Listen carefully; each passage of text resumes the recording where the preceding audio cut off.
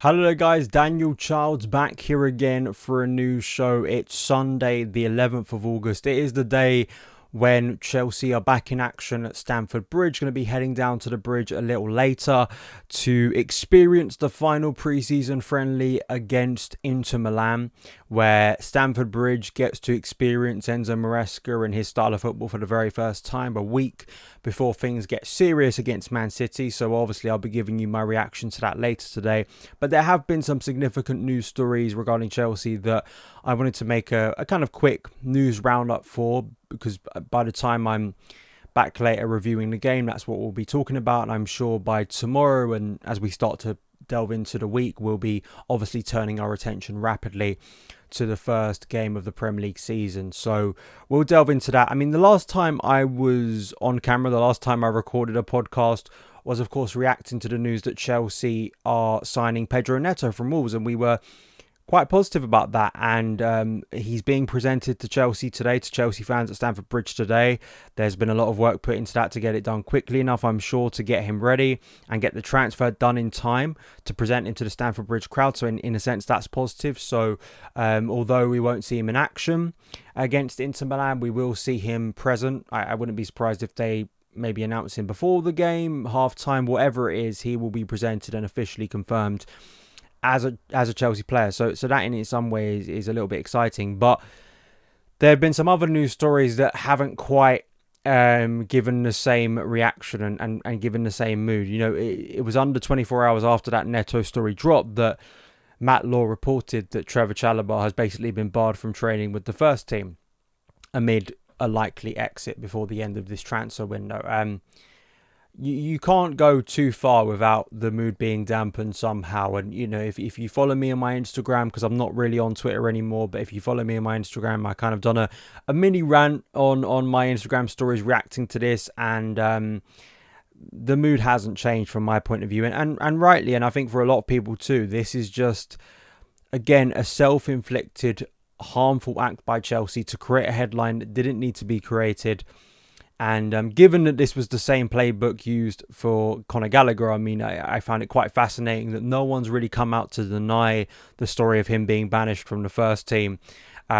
Just tells you everything you need to know about the way it's being handled, these situations. And Trev being excluded, putting in the same bracket as like Kepa and especially like Lukaku is to me absolutely astonishing. And from a negotiating point of view, it's absolutely incompetent from Chelsea. I mean, I'll get to, you know, the human side of this, the emotional side of this, and the reason why this ticks a lot of fans off, rightly. But if you're negotiating to sell a player, they have made it abundantly clear to the whole of world football that they do not want Trevoh Chalobah. So much so they didn't take him on a pre-season tour where they conceded a bunch of goals. They want apparently 30 million for him, which is a little bit more than was originally being touted a few months ago. But if you're a club, any club really, who, you know, I think Trev will be a good signing for someone. I think he'd be a good signing for a Champions League level club.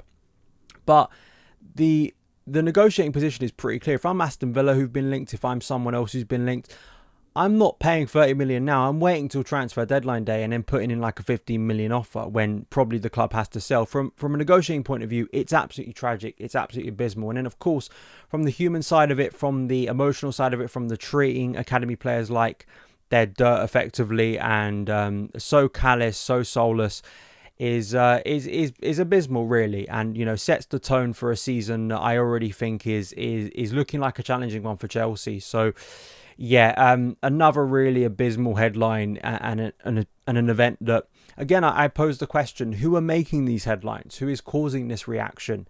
Is it me who created the headline that they decided to bar Trevoh Chalobah from the training ground or from the first team?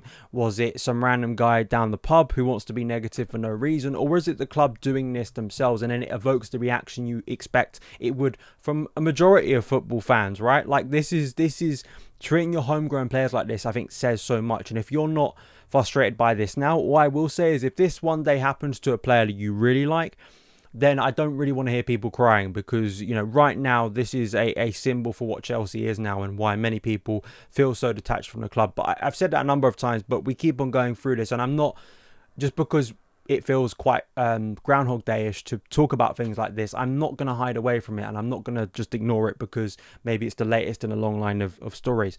The other negative was, of course, Reece James. I mean, is it breaking news that he has an injury problem? Probably not at this point, but still, for a player who really, I think this is a defining season in the career of Reece James. I really do. I think that for him, he needs to show that he can remain fit for a long period of time.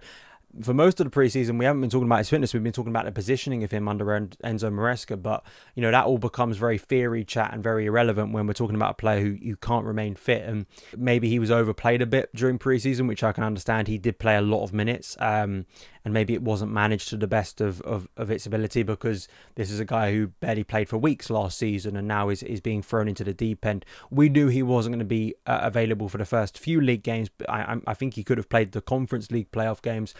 And we're in a situation again where you're managing Reece's fitness and they're not going to rush him back. And thank God we have Malo Gusto. I hope for Malo's sake he now gets to play a more preferable role and he'll play on the right side of Chelsea's defence. And then the bigger question is, does that maybe open up space for Renato Vega or Ben Chilwell to get some minutes? But of course, Marc Cucurella has now returned. So for Reece, it's a similar story, isn't it, of him breaking down after a series of games and in what is going to be quite a grueling and long season for Chelsea, as they hope, if they're competitive.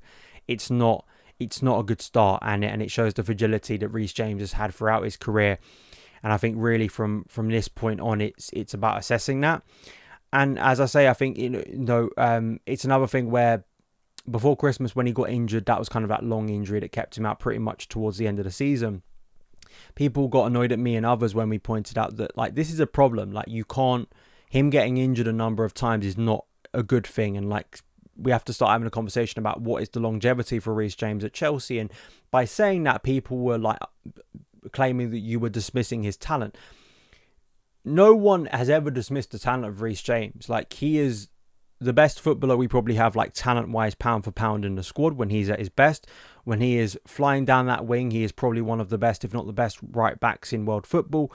No Chelsea fan, I think, can argue against that. The talent has never been in question. The fitness has always been in question. And if you're not fit enough to play a majority of the season, it doesn't matter how talented you are, you cannot be deemed a reliable player. So I just hope this is a minor setback, but obviously it's the latest in a long line of injury setbacks for Reece James. So hopefully it's a precaution, but a hamstring injury, a similar injury to what he's had consistently before, is obviously not great. So fingers crossed he recovers quickly, but obviously is another red flag for him in a season where he has to remain fit, and for his own sake, just staying on the pitch. He said it himself, staying on the pitch is the biggest thing, and unfortunately this is not going to keep him on the pitch for very long. So speedy recovery, but is something that we're going to have to monitor throughout the course of the season. So I think that's really it. Obviously, we know Neto is going to be a Chelsea player. We'll react to that in a little bit more detail. I'll give you my thoughts on the pre-season friendly.